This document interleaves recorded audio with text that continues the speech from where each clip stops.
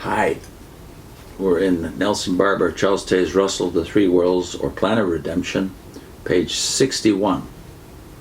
He's spending a lot of time on the necessity of a judgment day which involves a 1,000-year probation period. And it's getting more specific. Here goes Nelson Barbour. That the Sodomites died in their sins, none will question, or that they would have repented if they could have had the chance offered the Jews. If the mighty works which have been done in thee had been done in Sodom, they would have repented long ago. But they were destroyed, no one escaped. Hence there is no remnant left alive. And if ever they are restored, it must be from the captivity of the enemy, death. Let God be true, though theology may be found at fault. Another swipe at Christendom. Ezekiel 16 clearly teaches that they are to be restored to their former estate, that is the Sodomites, and given to Judah for daughters by a new covenant, and in language which cannot be made to mean anything else. Sodom and her daughters, Samaria and her daughters, and Jerusalem and her daughters are all to be brought back, not to judgment merely, and then to heaven or hell, but to their former estate.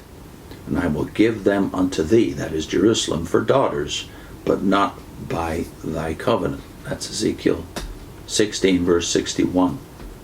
Read Ezekiel 16, 53 to 61, Barbour urges, and make up your mind whether you will believe it or whether you prefer your old theology. There are those who admit this scripture is true, but claim that it is not until after the next age is ended that the Sodomites are to be restored.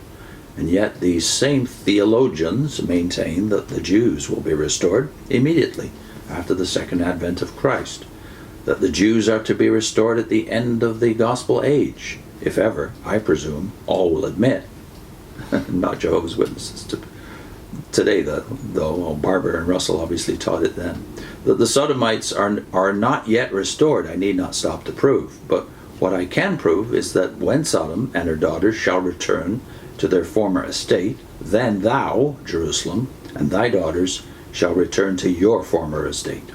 Ezekiel 16, verse 55. And lest you misinterpret it, read also the 53rd verse. When I bring the captivity of Sodom and her daughters, then will I bring the captivity of thy captives in the midst of them. There is but one restitution, yet future, promised to Israel, dead or alive. And when that transpires, Sodom will also have a restitution. And as certainly as the Jews are to return to Palestine immediately after the close of this present gospel dispensation, so certain is it that the restitution of all things begins at that time. And we've seen earlier in the book, Barbour and Russell date that to 1914 and immediately after. So certain, and look at that phrase again, as certainly as the Jews are to return to Palestine immediately after. Not a certainty to Jehovah's Witnesses anymore. That the restitution of the Sodomites is from death is certain, and how anyone, after reading Ezekiel 39, can hold the unscriptural position that only those among the Jews who were living at the appearing of Christ are to be restored puzzles me. The latter part of verse 23 says, Therefore I hid my face from them, and gave them into the hand of their enemies, so fell they all by the sword. Now this is all talking about the Jews, of course, Israel. All scrapped now by Jehovah's Witnesses, but believed by Russell for quite a long time, and even by Rutherford and his cohorts for quite a long time, until 1931. Now read verses 27 and 28, which end thus. But I have gathered them into their own land, and have left none of them there any more. First they are scattered and fall by the sword in their enemy's land. Then he brings them into their own land, and leaves none of them there. And also in the 37th chapter he states positively that it is from the grave he brings them. And yet many age-to-come people deny that any but the living Jews will ever be restored. Just not true. There's a ton of books on the subject, even published during Barbour and Russell's lifetime, on the subject of the Jewish restoration and a general resurrection. So this is, I don't know if it's deliberate distortion of what other people were teaching at the time, the theology that obviously Barbour despises.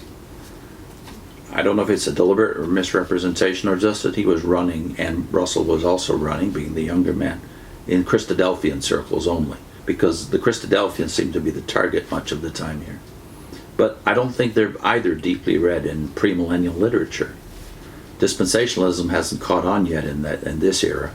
So basic premillennialism, which teaches that the Jews are to be restored, and there is to be a millennium, but there's not to be a paradise purgatory of 1,000 years, and then a judgment of the resurrected, because God can't judge them until he sees how they respond to the perfect light of, well, barbarism here, or Russellism later, or Jehovah's Witnesses governing body today. They're still teaching this, that doctrine of the new scrolls, which is nowhere. That phrase is not found in Revelation. It's scrolls, or better, books that are opened in Revelation 20. So next time, judgment, trial, and probation. Will the saints be brought to trial? So I'm linking to a playlist. The playlist is called Paradise Lost for Jehovah's Witnesses, showing that the text that Russell and Barbour are promoting here, Ezekiel 36, 37 through 39, all those texts are believed by premillennialists and are now scrapped by the Watchtower.